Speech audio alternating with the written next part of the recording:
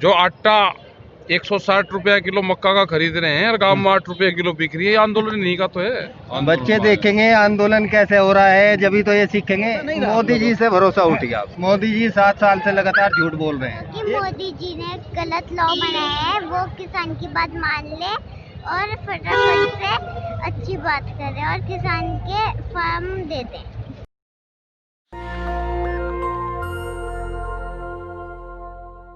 मैं शंभू कुमार सिंह और आप देख रहे हैं नेशनल दस्तक। किसान आंदोलन में टिकैत साहब हैं और देखिए कैसे बच्चे उनके साथ सेल्फी लेने के लिए आ रहे हैं, बात करना चाहते हैं। आप कहाँ से आई हैं मैम?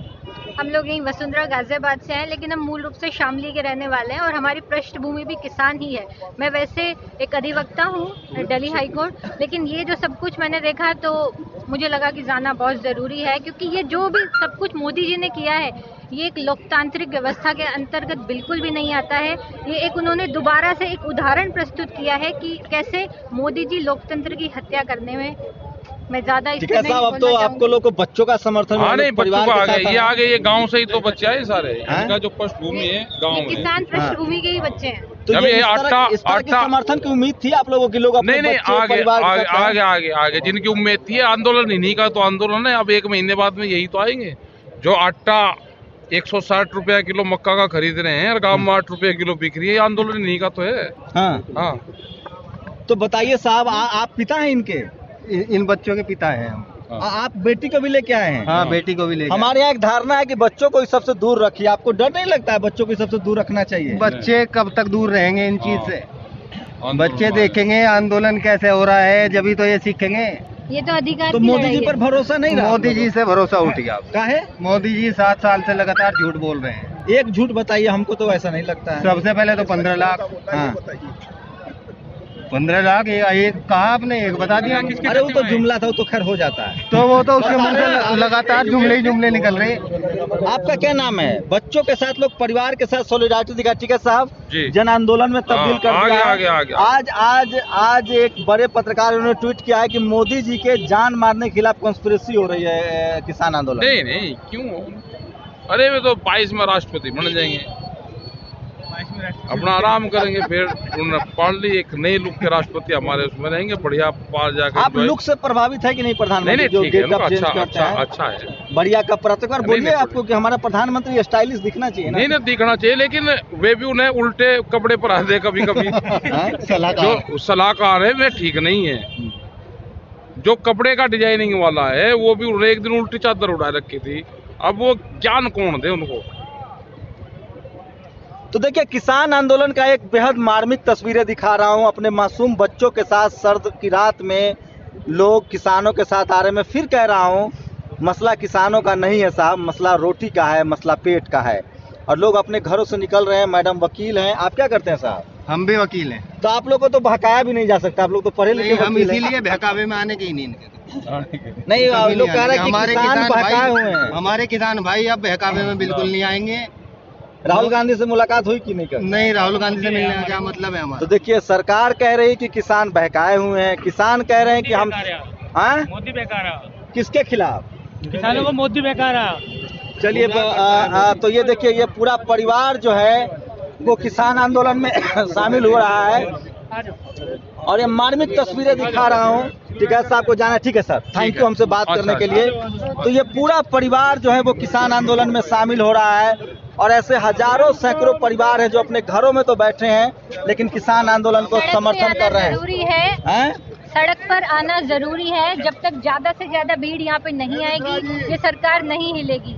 ये आज किसानों की लड़ाई है, कल को ये आम जनता की लड़ाई है। पिछली बार वोट दिए थे ना प्रधानमंत्री को? हाँ, दिए थे। तो मंदिर बनाने के लिए दिए थे, मंदिर बना दिए? नहीं, मंदिर बिल्कुल नहीं, मंदिर बिल्कुल नहीं सर, मंदिर बिल्कुल नहीं। 370 हट गया, जमीन खरीदी कश्मीर में। देखिए, वो सब अलग मुद्दा है, उस पर अभी चर्चा का कोई विषय नहीं है। अभी जो मुद्दा है अरे मैम, तो बीजेपी का मैनिफेस्टो था निजीकरण। सर देखिए, मैं बीजेपी की प्रवक्ता नहीं हूँ, तो वो बीजेपी का मैनिफेस्टो था, वो मेरे मैनिफेस्टो, मेरे किसान भाइयों के मैनिफेस्टो के अंदर वो नहीं आता है। तो मैं इसके ऊपर कोई भी टिप्पणी देना उचित नहीं समझती हूँ। अभी यहाँ पे जो मुद्दा है वो किसान आंदोलन का मुद्दा है। हम यहाँ पे अधिकार की लड़ाई। आप जमीन के निजीकरण के खिलाफ हैं? बिल्कुल।